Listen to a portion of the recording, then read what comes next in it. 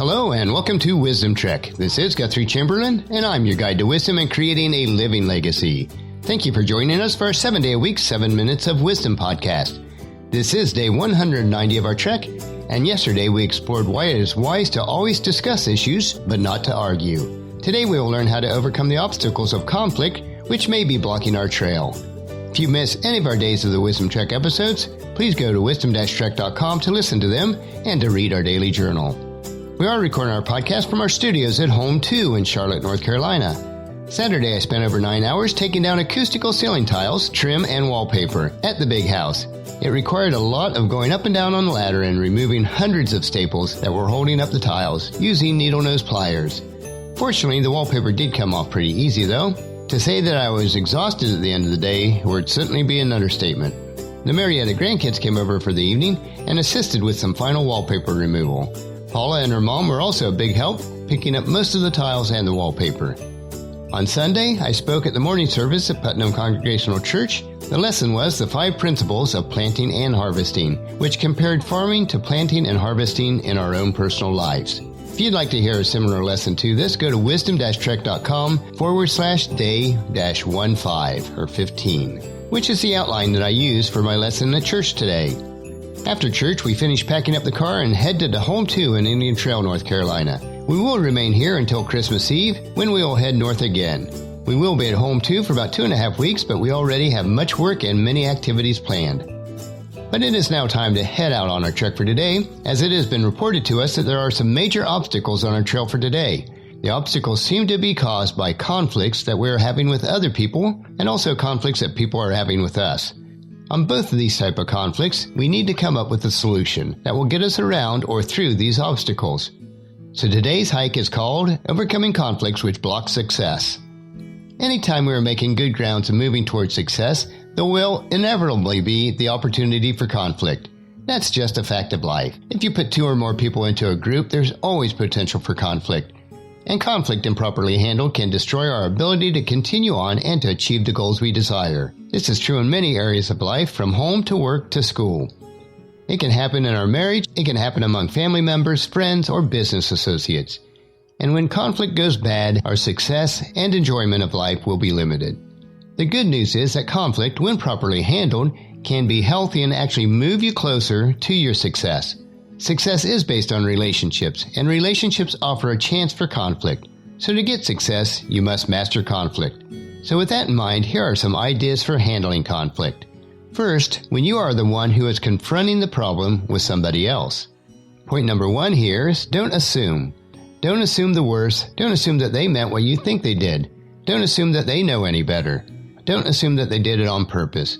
The fact is, most of the time our assumptions are incorrect, and all our assumptions do is to cause us to get into a deeper hole. The second point is to ask questions. Since you can't assume anything, you must begin your confrontation by finding out the facts as the person sees them, not as you see them. Here are some questions you might ask. What was your intention in saying or doing that? Because maybe they had good but misguided intentions. Second question could be, what were your thoughts behind those words or actions? Because maybe they actually had a well-thought-out position that you hadn't thought of. Third, are you aware how that might have been perceived?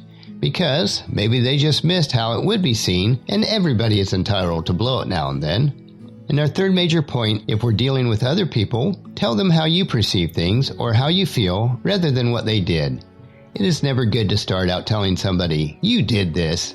Instead, you can say something like, I feel like your action may have been better if you would have, or I think the way you came across may have been, and then leave it open-ended. And the fourth point is, deal with one issue at a time. If they battle back a bit, you may be tempted to say, well, that isn't all. As a matter of fact, a number of us think that you need to work on. If there is another issue, then deal with it at a separate time. Too many conflicts go round and round and don't end up solving the original issue. Stick to one point and see it through to understanding. The second way you have to deal with conflicts is when somebody is confronting you. And the first sub-point here is, don't take it personal.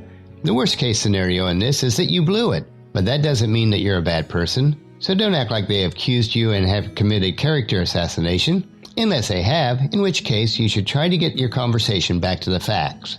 When we take things personally, we become even more protective, and we tend to become defensive, and in the end, escalate the conflict even more. The second subpoint is, don't counterattack. This gets back to dealing with one issue at a time. Don't try to justify or hide from the conflict the person has with you by showing him or her their problems. If they have a problem, great, talk about it later. Don't muddy the waters with debate about who is better, or as the case may be, less guilty. As hard as it may be, let the conversation run its course until it is solved. The third subpoint in this section is, ask for some time to give it an objective reflection. One way to stop the conflict from escalating is simply to ask for time to consider it. Most of the time when people confront us, we had no idea it was coming. Our natural tendency is to fight, out of reaction. If we go and think about it, we can be much more objective and then approach the situation objectively, or at least more so. And the fourth subpoint here is to set a time to get back with them and discuss the issue. Let the person know that you will take their concerns seriously and that you want to deal with it promptly. So set a time, probably no more than 3 days away, to get back together. You will keep from reacting, and they may even find that they had confronted too soon themselves. Either way, here are 3 points that may help you over or through the obstacles of conflict that are on your trails of life. First, keep the big picture in mind. 1 Peter 4:8. Most important of all, continue to show deep love for each other, for love covers a multitude of sins. Number 2, always respect the other person as a person. Colossians 3 verses 12 through 14. Since God chose you to be the holy people He loves, you must clothe yourself with tender-hearted mercy, kindness, humility, gentleness, and patience. Make allowance for each other's fault and forgive anyone who offends you. Remember, the Lord forgave you, so you must forgive others. Above all else, clothe yourself with love, which binds us all together in perfect harmony. And the third point is, be solution-oriented. Romans 12:16. Live in harmony with each other. Don't be too proud to enjoy the company of ordinary people, and don't think that you know it all. Conflict doesn't have to end in a bad way. In fact, it can cause you to develop a deeper and more trusting relationship with the person you've had a conflict with. So the next time you have to confront, or you're being confronted, follow the advice above and you'll be able to go further along toward getting through the conflict in a positive way. As we trek together through each day of life, overcome the obstacles of conflict, which will block your trail to a rich and satisfying life. Be willing to work through all these issues and focus on what is most important in life. As you travel each day, please share Wisdom Trek with your family and friends and encourage them to join us and then come along with us for another day of Wisdom Trek, Creating a Legacy. And tomorrow we will conquer Alibi Mountain. That will finish our podcast for today. Remember to listen to your daily dose of wisdom each day at wisdom-trek.com or subscribe on iTunes, Google Play, SoundCloud, Spreaker, or any of the other social media platforms. The journal for today's trek can be found at wisdom-trek.com. Thank you so much for allowing me to be your guide, your mentor, but most importantly, you are my friend as I serve you through the Wisdom Trek podcast and journal each day.